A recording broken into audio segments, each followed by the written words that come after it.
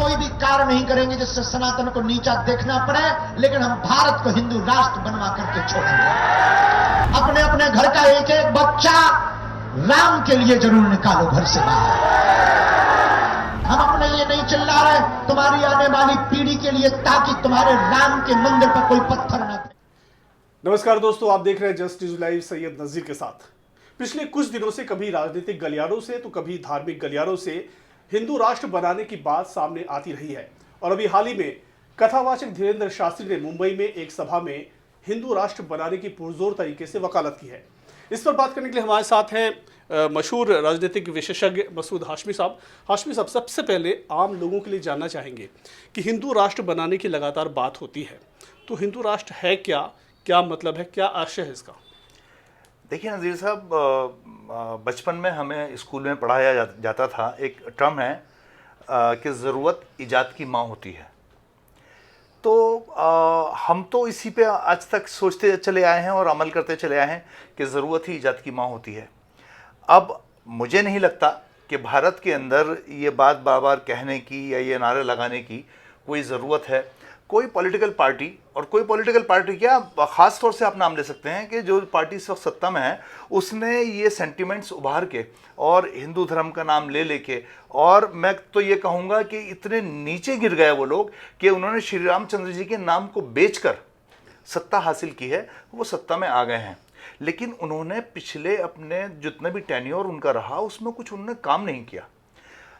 अवाम परेशान है, पब्लिक पीने के पानी से परेशान है, दवाइयों से परेशान है, सड़कों से परेशान है, रेलवे की टाइमिंग से और रेलवे के किराए से परेशान है। जिंदगी का कोई एक सेक्टर ऐसा नहीं है कि जिससे कोई आदमी संतुष्ट हो सिवाय जय श्री राम के। आपको सड़कों पे, गलियों में, हर जगह आपको लोग शराबे पी के उधम मचाते हुए, रोल करते हुए नजर आ जाएंगे। उन्हें इस बात की तमीज़ नहीं है कि हम जिस भगवान का नाम ले रहे हैं उसने शराब के खिलाफ कितना प्रचार किया है, उसने कितना बुरा कहा है शराब पीने को। लेकिन शराब पीकर लोग जय श्री राम के नारे लगाते हैं, लोगों को कत्ल करने की बात करते हैं, मारने की बात करते हैं, कभी गाय के नाम पे मारने की बात करते हैं, कभी महाशिवरात्रि के ऊपर हथियार लेके। अब आप बताइए कि हिंदू धर्म, जिसको कि ये माना जाता है कि हिंदू धर्म जो है वो अहिंसा का धर्म है, अहिंसा का धर्म है हिंदू धर्म, लेकिन वहां पर क्या हो रहा है, उसके मानने वाले लोग क्या कर रहे हैं, ये कौन से धर्म को फॉलो कर रहे हैं और कौन सी ज़रूरत है यहाँ पे हिंदू राष्ट्र की? भाई, जब से ये देश आज़ाद हुआ है, यहाँ का प्रधानमंत्री, यहाँ एक दफ़ा को छोड़ के, यहाँ आपने एक दफ़ा भारत में साल डेढ़ साल के लिए एक होम मिनिस्टर मुसलमान बना। आप प्राइम मिनिस्टर मुसलमान नहीं बन सकता, होम मिनिस्टर मुसलमान नहीं बन सकता, फाइनेंस मिनिस्टर मुसलमान नहीं बन सकता। जितनी की पोस्ट हैं उस पर कोई मुसलमान मिनिस्टर नहीं आता। आप किसी मुसलमान को जिम्मेदारी कोई देनी नहीं चाहते, ना आपने दी है। तो भाई, ये हिंदू राष्ट्र के अलावा क्या है? जो हमारे जितने राज्य हैं, सिर्फ एक जम्मू एंड कश्मीर को छोड़ के, और मुझे लगता है कि इस दफा शायद वो भी नहीं रहेगा, जम्मू एंड कश्मीर को छोड़कर हमारे यहाँ कोई मुसलमान चीफ मिनिस्टर नहीं बन सकता। तो ये अब्दुल रहमान अंतोले एक वाहिद नाम है जो महाराष्ट्र के एक दफा चीफ मिनिस्टर बने थे।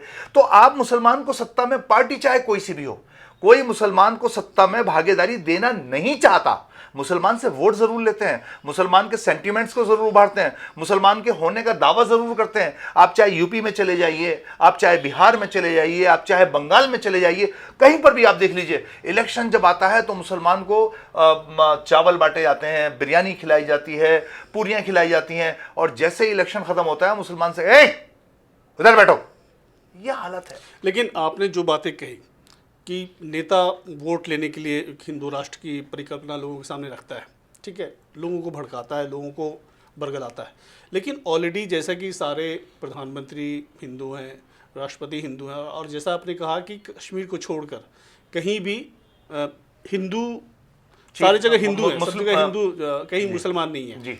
तो ऐसे में बार बार इस बात को दोहराना कहाँ तक जायज़ है? देखिए, बिल्कुल नाजायज़ बात है, क्योंकि हमारे हिंदू भाइयों को परेशानी क्या है। अब नज़ीर भाई देखिए, आप भी मुसलमान हैं और मैं भी मुसलमान हूँ, आपके यहाँ भी शादियाँ होती होंगी और हमारे यहाँ भी शादियाँ होती हैं। हम लोग तो अपने हिंदू भाइयों का इतना ख्याल रखते हैं कि अगर हम अपने शादी का कोई दिन मंगलवार को नहीं रखते। अगर कोई हमारे यहाँ बारात होती है, कोई रिसेप्शन होता है, तो हम ये सोचते हैं कि वो मंगलवार का दिन ना हो, क्योंकि हमारे हिंदू भाई बहन जो है वो हमारे यहाँ आएंगे तो मीट नहीं खा पाएंगे, हम इस बात का ख्याल रखते हैं। और उसके बावजूद इस बात का भी ख्याल रखते हैं कि जो लोग मीट नहीं खाते उनके लिए हम वेज खाना बनवाते हैं, अलग सेक्शन के अंदर उनका वेज खाना होता है।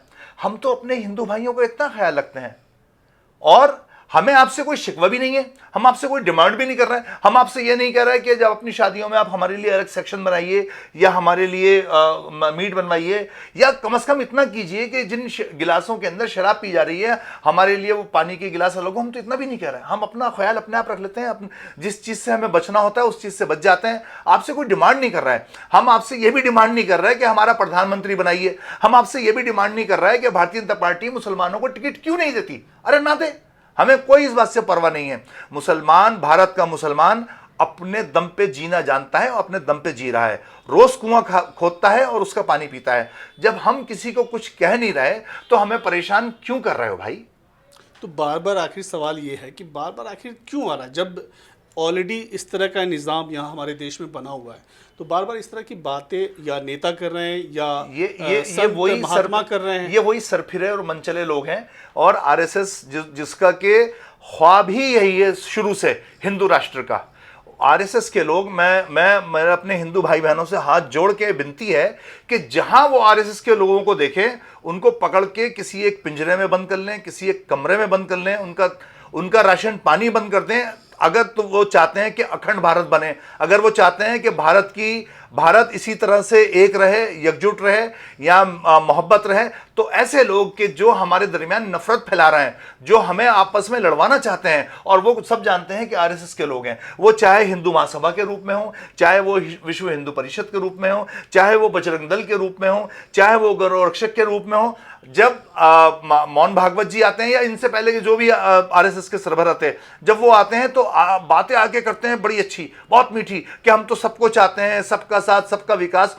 लेकिन अंदर से जो इन लोगों की भावना है, और ये जो चाय के ठियों पर बैठकर और छोटे छोटे ढाबों पर बैठकर ये जो मुसलमानों के खिलाफ जो नफरत पैदा कर रहे हैं, इसका बहुत बड़ा खमियाजा भुगतना पड़ेगा। और मैं समझता हूं नजीर भाई कि भारत का जो हिंदू है वो अगर भारत का हिंदू अमन पसंद नहीं होता मेजोरिटी, तो मुसलमान यहां रह नहीं सकता था। क्योंकि 80% हिंदू है और 20% में हम लोग हैं, दबे हुए कुचले लोग, मुसलमान, सिख, ईसाई, बौद्ध। लेकिन तब भी तो हिंदू राष्ट्र बनाने की बात होती है। मैं वही तो कह रहा हूं कि आपको जरूरत क्या है? जरूरत ही नहीं है किसी इस तरह की बात कहने की। और ये जब तक हम लोग खामोश बैठे रहेंगे, ये हमारे सरों पे नाचते रहेंगे। जब तक हम इनके खिलाफ नहीं उठेंगे, आम आदमी इनके खिलाफ उठना चाहिए, आम हिंदू, मुसलमानों को नहीं, आम हिंदू उनके खिलाफ उठे, अपने बच्चों को रोके, अपने घर की लड़कियों को रोके, अपने बड़ों को रोके, बुजुर्गों को रोके, कि जो कोई भी इनके फ्रेम में आ रहा है, जो कोई भी इनके नारों में या इनकी बातों में या इनके वादों में उलझ रहा है, उसको बताएं कि ये गुमराही का रास्ता है, ये तबाही का रास्ता है। आप हिंदू धर्म की उठा के देख लीजिए, शुरू से लेकर आज तक की जो सभ्यता है, जो हमें तारीख मिलती है, वो तारीख अहिंसा की है।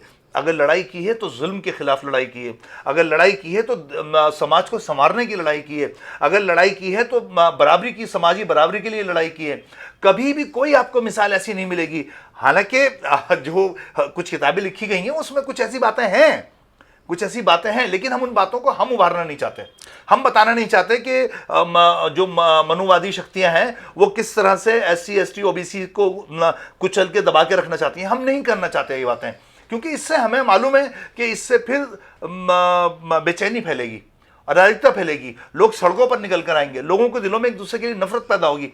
हम उस नफरत को बढ़ाने का हिस्सेदार बनना नहीं चाहते। इस वजह से हम बताना नहीं चाहते आपको कि आपकी ग्रंथों में, आपकी किताबों में, आपकी धार्मिक किताबों में आपके गुरुओं ने क्या लिखा है और क्या व्यवहार किया है। हम कोई भी बात नहीं, उस पर हम नहीं जाएंगे। और अभी हाल ही में आपने देखा कि कथावाचक धीरेन्द्र शास्त्री मुंबई में कार्यक्रम कर रहे थे और उन्होंने भी वहाँ पर हिंदू राष्ट्र बनाने की बात की। अपने जो उनके भक्त हैं उनको संबोधित किया और कहा कि हम विरोधियों को करारा जवाब देंगे। उसका जवाब उनको मिल गया। जो मैं कह रहा हूं वही हुआ। महाराष्ट्र के हिंदू भाई बधाई के पात्र हैं कि उन्होंने जिस तरह से उनको खदेड़ा है और जिस तरह से उनका विरोध किया है, वो अपने अंदर एक जवाब है। और यही मैं आप लोगों से अनुरोध कर रहा हूं, यही रिक्वेस्ट कर रहा हूं कि जब तक हम ऐसा करते रहेंगे तो इस तरह के शास्त्रीय से लोगों को बिल्कुल भी मौका नहीं मिलेगा कि वो धर्म के ठेकेदार बने।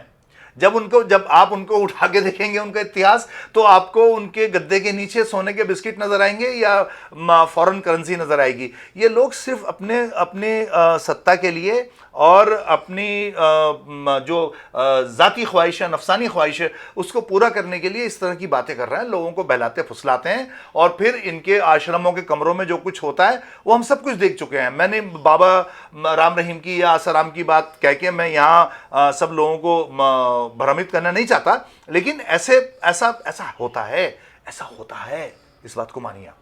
तो जैसे कि मसूद हाशमी साहब कह रहे हैं कि ऑलरेडी यहाँ पर 80% हिंदू यहाँ पर रह रहे हैं और 20% मुसलमान हैं। ऐसे में हिंदू राष्ट्र की बार बार बात करना कहीं ना कहीं लोगों को बरगलाने वाली बात है। आप हमारे चैनल को सब्सक्राइब करें, लाइक करें और शेयर करना न भूलें। धन्यवाद।